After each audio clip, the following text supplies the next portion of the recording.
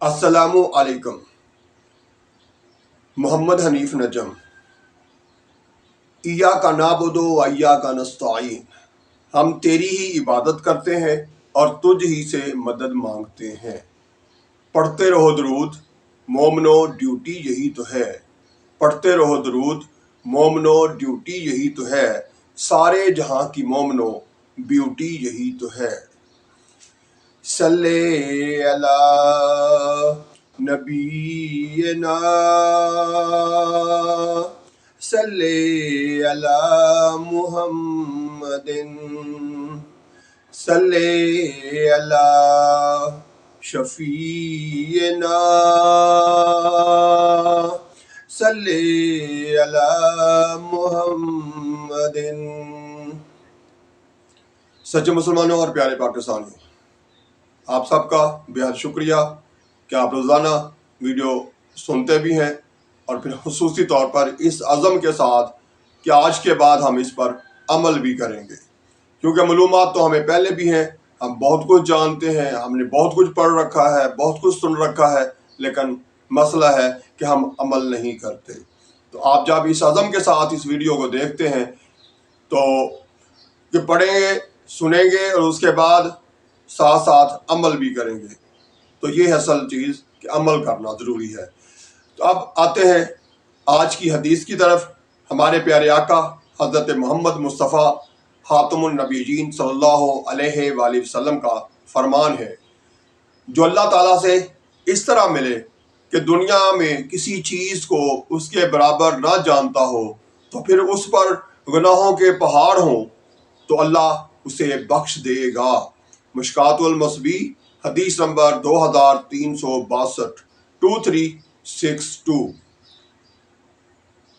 پیارے پاکستانیوں اور سچے مسلمانوں، اس حدیث میں ہمارے پیارے آقا حضرت محمد مصطفیٰ صلی اللہ علیہ وسلم ہمیں بتا رہے ہیں، یعنی اپنی امت کو آگاہ کر رہے ہیں کہ جو بندہ اللہ تعالیٰ سے اس طرح ملے، یعنی قیامت کے دن وہ اس طرح سے اللہ تعالیٰ کے حضور پیش ہو کہ وہ اپنی پوری زندگی میں کسی کو اللہ تعالیٰ کے برابر نہ جانتا ہو، یعنی نہ سمجھتا ہو، تو پھر اس پر گناہوں کے چاہے پہاڑ ہوں، اللہ تعالیٰ اسے بخش دیں گے، معاف کر دیں گے، اس کی استغفار قبول کر لیں گے۔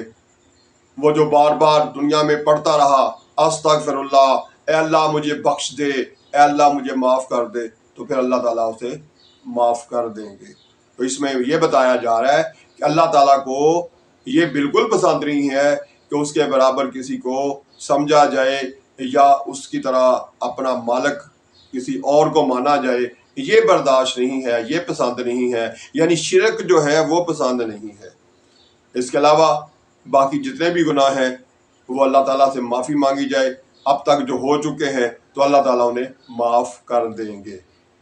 لیکن یہ یاد رکھنا ہے کہ اللہ تعالیٰ کے برابر کسی کو نہیں جاننا، کبھی شرک نہیں کرنا، کبھی بھی کسی کو اللہ تعالیٰ کی طرح طاقتور نہیں سمجھنا، کسی طرح اللہ تعالیٰ کی طرح رزق دینے والا نہیں سمجھنا۔ لیکن ہمارے ہاں تو یہ ہے کہ ہم قدم قدم پر شرک کر رہے ہیں۔ یہی دیکھ لیجئے کہ روزانہ دعا اللہ تعالیٰ سے مانگتے ہیں، یا اللہ فلاں چیز بھی عطا فرما، فلاں چیز بھی عطا فرما، فلاں چیز بھی عطا فرما، اور اس کے بعد اخبار پکڑتے ہیں اور یہ دیکھنا شروع کر دیتے ہیں کہ امریکہ نے ہمیں امداد دی، قرضہ منظور ہوا کہ نہیں ہوا، امداد مل رہی ہے کہ نہیں مل رہی۔ کیسی زبردست بیوقوفی ہے یہ کہ ہم مانگ اللہ تعالیٰ سے رہے ہیں اور توقعات امریکہ سے لگا کے بیٹھے ہوئے ہیں۔ مانگ اللہ تعالیٰ سے رہے ہیں اور مانگنا بھی اللہ تعالیٰ سے ہی چاہیے، لیکن حکومت کی ذم اٹھا کے دیکھ رہے ہیں کہ وہ ہمارے لیے کچھ اس نے کیا، کچھ اس نے ریلیف دیا۔ اصل آپ جس کی طرف ہیں، یعنی جو آپ جس کو زبان سے طاقتور مانتے ہیں، ذہنی طور پر بھی اسی کو طاقتور مانیں، اور اپنے رب پر بھروسہ کرتے ہوئے اپنی محنت کریں، اور پھر اس کا جو صلہ ملے اس سے اپنی زندگی گزارنے کی کوشش کریں۔ جو آپ کو مزدوری ملے، مزدوری کرنے کے بعد اس پر اپنا گزارا کرنے کی کوشش کریں۔ یہ کہ رب سے مانگتے رہیں اور پھر منہ اٹھا کے کبھی حکمرانوں کی طرف دیکھیں اور کبھی امریکہ کی طرف، تو ایسا نہیں ہے، یہ بھی ایک شرک ہی ہے۔ اسی طرح سے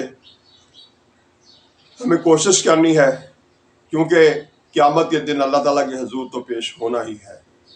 ہر کام کرنے سے پہلے یہ سوچ لینا ہے، کیا یہ جو عمل میں کر رہا ہوں یا یہ عمل کرنے لگا ہوں، یہ لے کر میں اللہ تعالیٰ کے سامنے پیش ہوں گا؟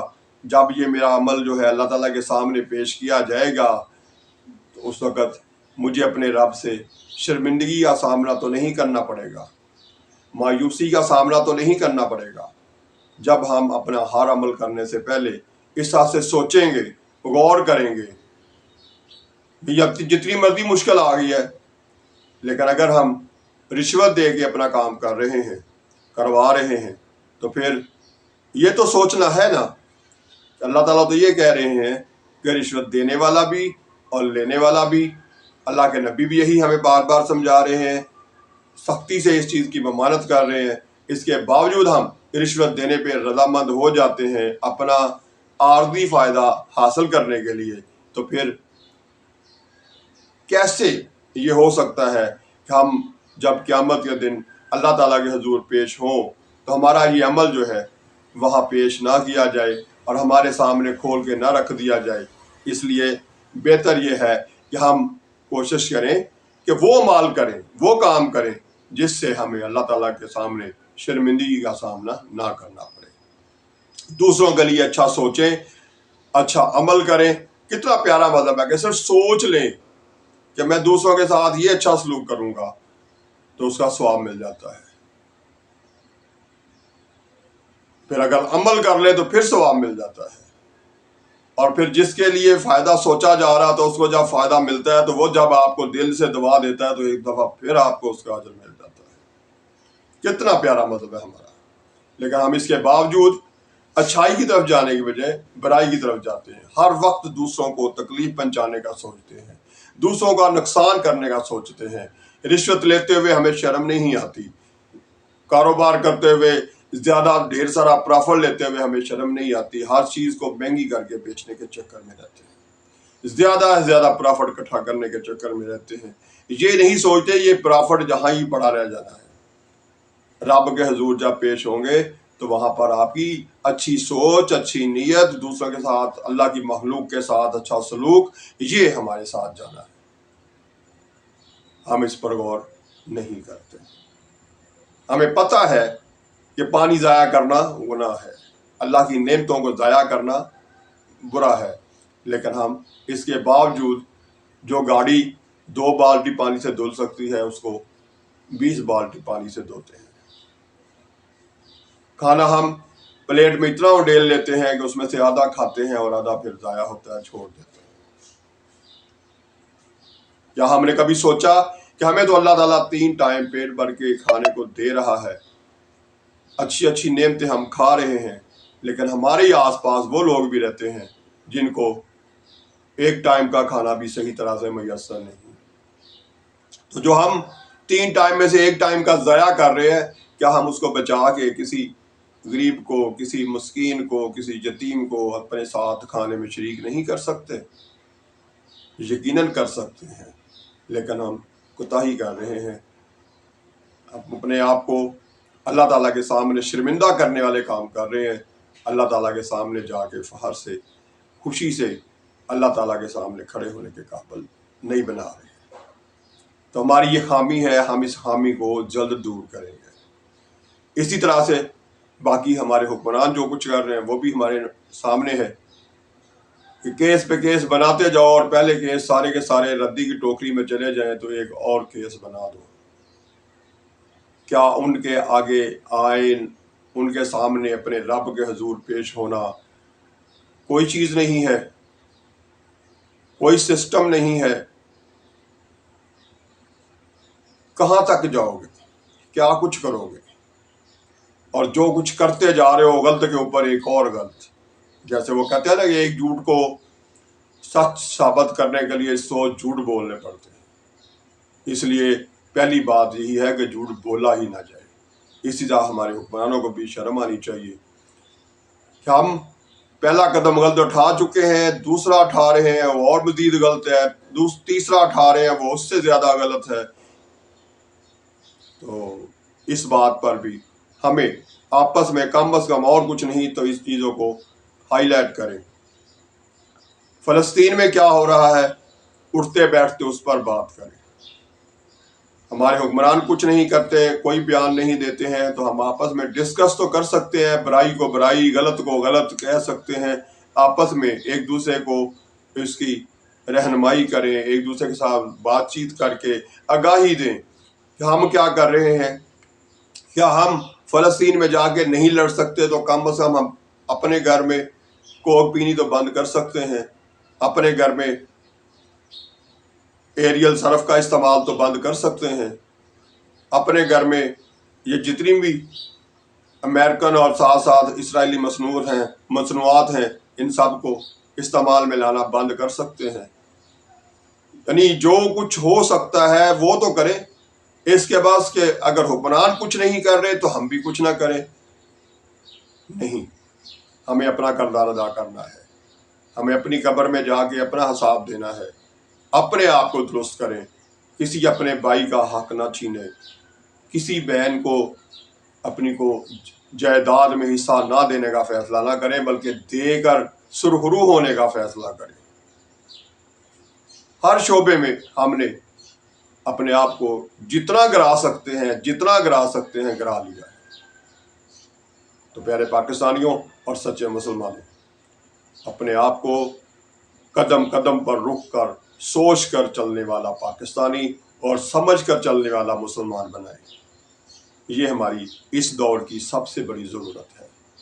झूठ से अपने आप को बचाएं, ईमानदारी से दुरुस्त फैसला करें और फिर उस पर अमल करें और दूसरों को फ़ायदा पहुँचाएं।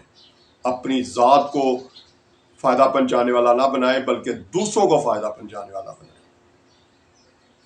अल्लाह ताला हम सब को आइंदा ज़िंदगी में अच्छे काम करने, उन पर डट जाने और जो पहले से गलतियां कर चुके हैं उन पर अस्तगफिरुल्लाह पढ़ने, अल्लाह ताला से बार बार ये कहने की इत्तात मांगे कि या अल्लाह मुझे बख्श दे, मेरे गुनाहों को माफ़ कर दे।